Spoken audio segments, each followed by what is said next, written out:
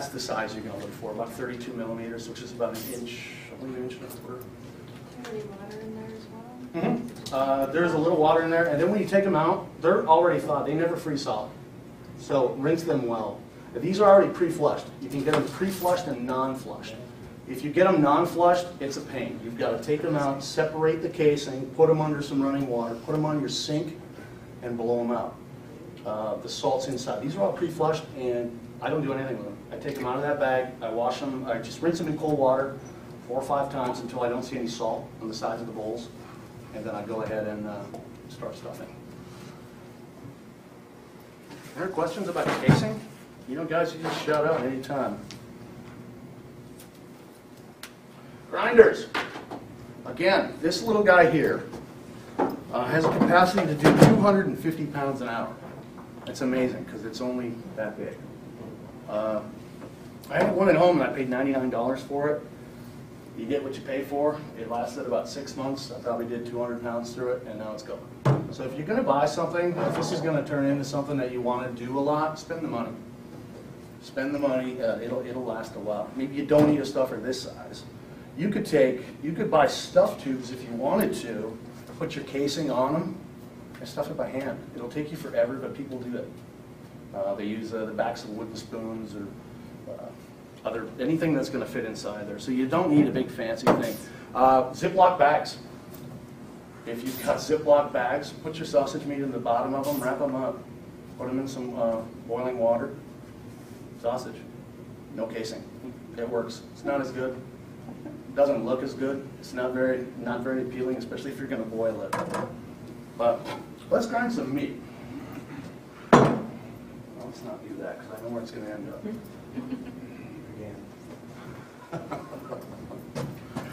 Can everybody see? I've just got a tub here with some ice on the bottom of it again because of the cold. You're going to see a lot of dyes, a lot of different size dyes. For all intensive purposes for here today, I'm going to use a 1/4 inch die. 3/8. Naturally, you're going to get a bigger chunk of meat coming out of there. Don't let it confuse you because you've got a blade spinning right next to it. In fact, it makes contact with it. So it is shredding that meat. You're not going to get big, gigantic chunks of fibrous meat that you're going to be spitting out. It's not going to happen. It's still going to be, but it depends on what kind of sausage you're making. You might want a little bit bigger of a cut if you're using game meat. If you're cutting too much more fat in it than you would, perhaps. Standard for here, this is a number 12. And I think for most of, even your KitchenAids at home, I think it comes with a number 12, does it not? So I'm used to using the number 12, and that's what I'll stick with. I have both. The larger one too. Mm-hmm. What do you use the larger one for? I don't use it very much. You don't? No. I pretty much cut it into small chunks, but it's usually gain, when I clean up freezer, it's usually Last year's kill, next sausage with it? Yeah, it makes bare and loose. These are ice cold. Perfect. If you're doing a lot of sausage, every 10, 15, 20 minutes, especially if you got something smaller, just take it off and just put it in some ice. You don't even need to take it apart. Just get it in there. Like I said a little bit earlier, that auger that's going to be turning inside is going to create enough friction to melt the fat as it's coming through, and it's going to ruin it. This is a very simple thing, and I'm sure this looks identical to the thing you have at home, right? It's just a little bit bigger. Blade always first, and don't do what I do, because if I'm not paying attention a lot of times, I'll put this blade in backwards, and then I wonder why everything's coming out in a big mess. Okay, it's not cutting, it's just trying to force it through the die, and it doesn't work. So, we'll just put it together. It's this easy, folks.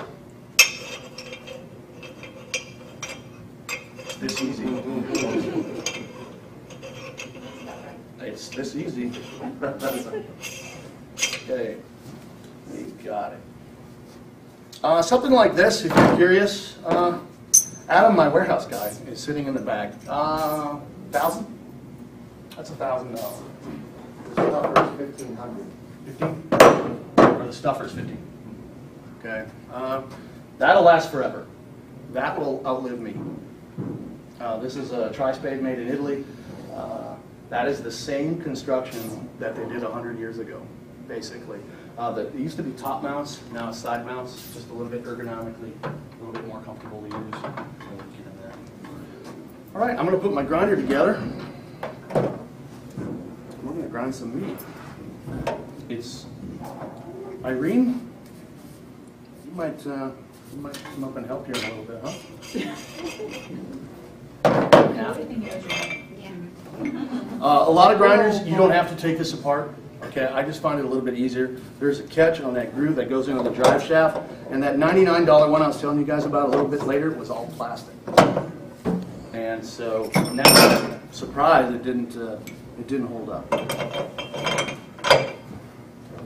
Again, blade side out, fits snug.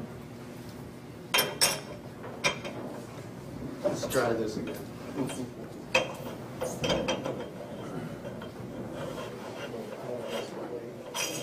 Worked fine this morning. This little guy's kind of noisy.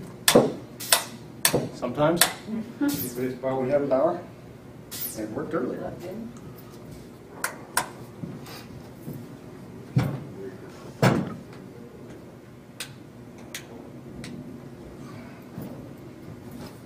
Okay, I have some ground meat in the back. Okay, well, if this grinder were to work. Too much for the $1,500. Is there a breaker somewhere around here? Let's try it. Your light bar is lit. It was the yellow. Again, in my kitchen here, I've got a lot sturdier equipment. It's kind of scaring me, and thankfully that's the only thing that's fallen off. What, the same size as yours? Home size? It's a little bit smaller than that. A little bit smaller? That's it. That's all the technical mumbo jumbo you need to know about. All right, it's still working. Now, if I were to cut this pork butt, like I said, I would cut it in cubes. Now, just something I learned on my own through trial and error, I like to start with a little bit more leaner meat, as to not let the fat plug up my dies. And so that's not a bad piece. If you guys can't hear me, let me know, okay? And I'll show you the grind as we're coming through.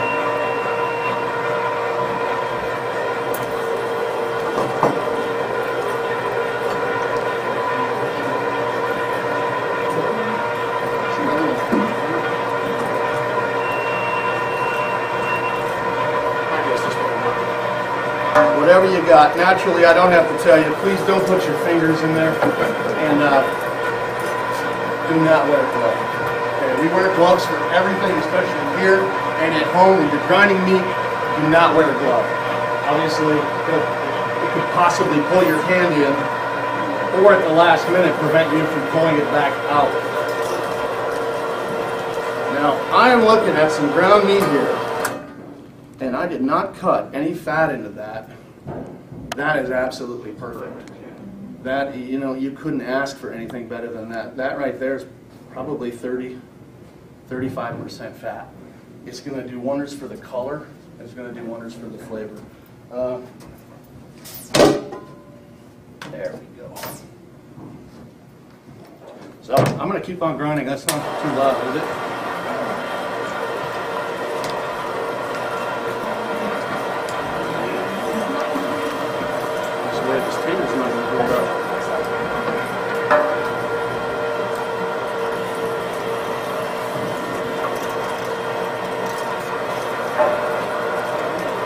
I've got another grinder in my kitchen that attaches to a large Hobart stand-up mixer, and I can do about almost 500 pounds an hour on that one. Just come tell my boss that he didn't have to buy this. Then again, he's standing right next to me.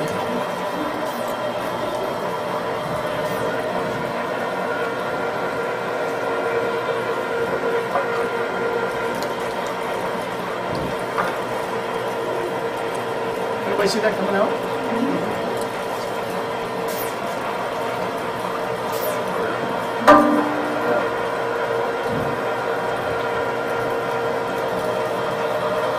I'm used to my bigger one, and it seems like this is going very slow, but this is actually pretty quick. Again, how many you guys are interested here to kind of put some game meat to this? A lot of hunters here? Okay. Perfect segue into my next part. I talked about back fat a little bit earlier, and we're going to put some in there because you're going to need quite a bit. Moose, caribou, goat, sheep, not as fat as a hog. So we're going to have to add it. We're not going to add as much as the sausage we're going to get from the commercial butcher. This is pure pork butt. I don't know what's in sausage in the store.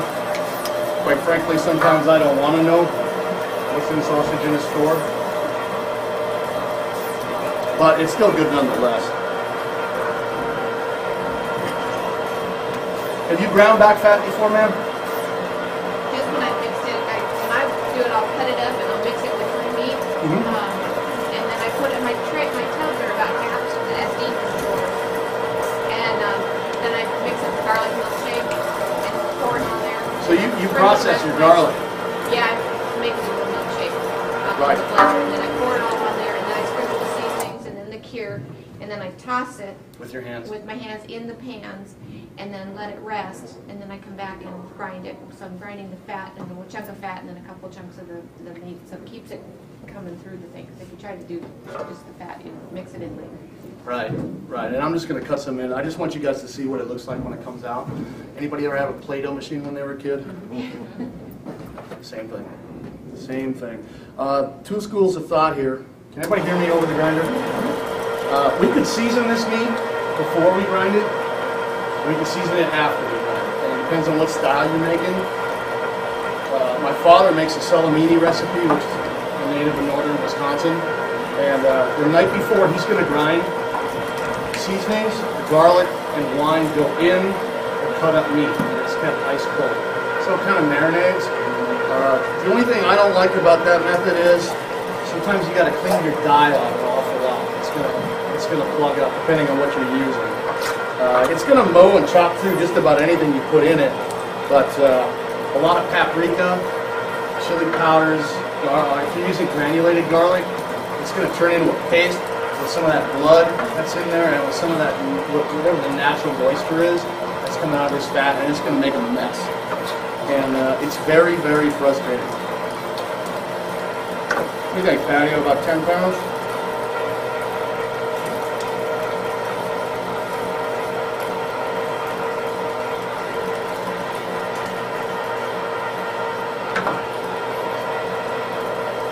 There are a lot of folks who've never done this. That would be a good idea to take a class before I actually try it. This, you know, this part, as far as fresh sausage goes, not necessary. You can get just about anything you want off the internet. The gentleman over there mentioned sausagemaker.com. Is that Sausage maker, yeah. That's Yeah, you just go in there into Google and put in the sausage maker and it'll bring up that website. That's a pretty good book out. Yeah, well, I'll get to books in a second. There is a book on the market, and it's been around for about 40 years, and I've got a copy of it here. It's fantastic. Lots of great recipes. Wow. A lot of old, tried and true recipes. And again, the nice thing about this is, you know, you don't have to be perfect. You know, your measurements don't have to be to the 8th teaspoon. Play with it. But I'll recommend write everything down. And I know a lot of you folks will know what I'm talking about. Anybody you know who makes sausage has books. And in those books are pieces of paper, and they're blood stained, and they're torn, and they're full of salt, and they're full of God only knows what, but there's a reason, because that's what they've come down to.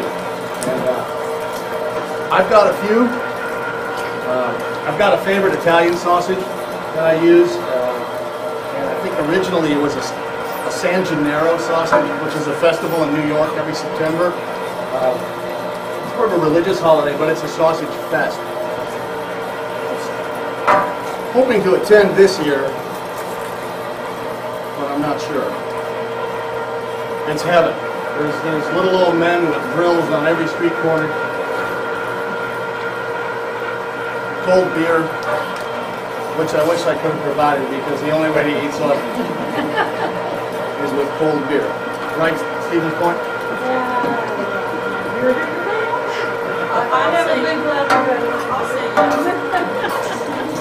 Naturally, up here we use Prudhoe Bay beer, which is a non-alcoholic version of O'Doul's. Don't let it scare you. We're not using the alcohol for anything. We just want the flavor. And, you know, if there's anybody in here, right, Thor, who knows about beer? Well, he makes it. I'm not trying to make it. All right, how long did this take? We just mowed through about 15 pounds.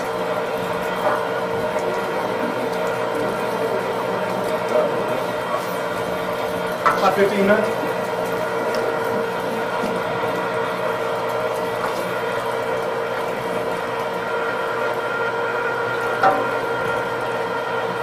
Hey Adam, you want to hit the steamer?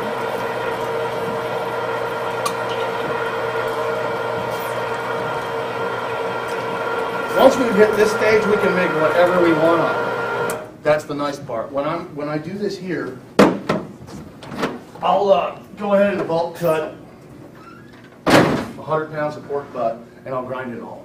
Because my fat to protein ratio is just about the same, shooting for 20%. So then I can make chorizo, I can make Italian, I can make bratwurst, I can make, you name it, whatever I feel like. So once you got this, you could actually freeze this as is, as just ground pork sausage. And then as you make it, you can put it into 2-pound bags, 5-pound bags, and then go from there and get your seasoning mix. Like I said, I made 4 different kinds of sausage a little bit earlier. And my friend Adam is on his way back to the kitchen now to throw them in the steamer. They're sitting in a beer bath, and they're going to go into the steamer for about 12 minutes, and then we'll bring them in here, we'll cut them up, and we'll let you guys try them. I think is everybody here pretty much from MCC? DOC? Tarmac now. Tarmac? Right? PBOC. Where? Tarmac.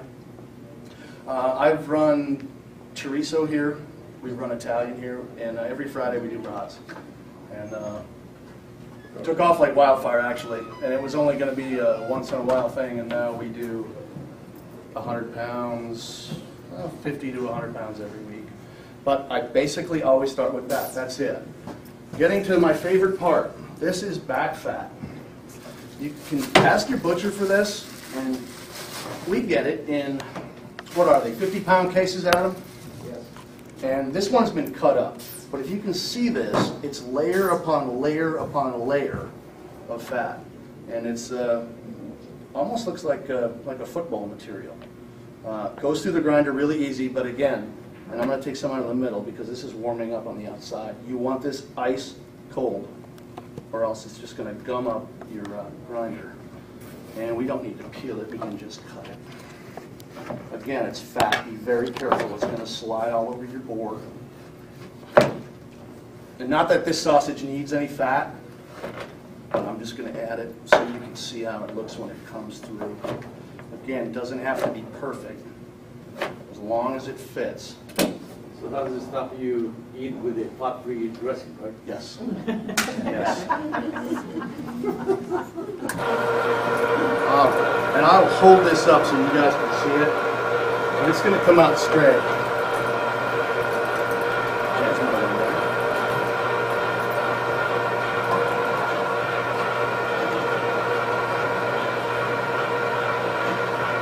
And you'll know when it comes out. Might take a little nudging. And there we go. That is pure fat, and it's going to come out like that. You know when you look into a bratwurst, and you see those little bitty bits of marble? That's all it is. But again, like I said, there's a lot more fat in commercial sausage than we're going to use. Somebody told me it was easier to have the meat slightly frozen Yes. when you put it in. It's a lot easier and it's a lot safer. Can everybody see that? It's going to come out like Play-Doh, like I said a little bit earlier. And it's once you mix it, it's going to disintegrate. You're not going to have, well, if you mix it by hand, you're going to have to really get in there and mix it, or else you might have some pockets of fat in that meat. And if you do, when you're stuffing,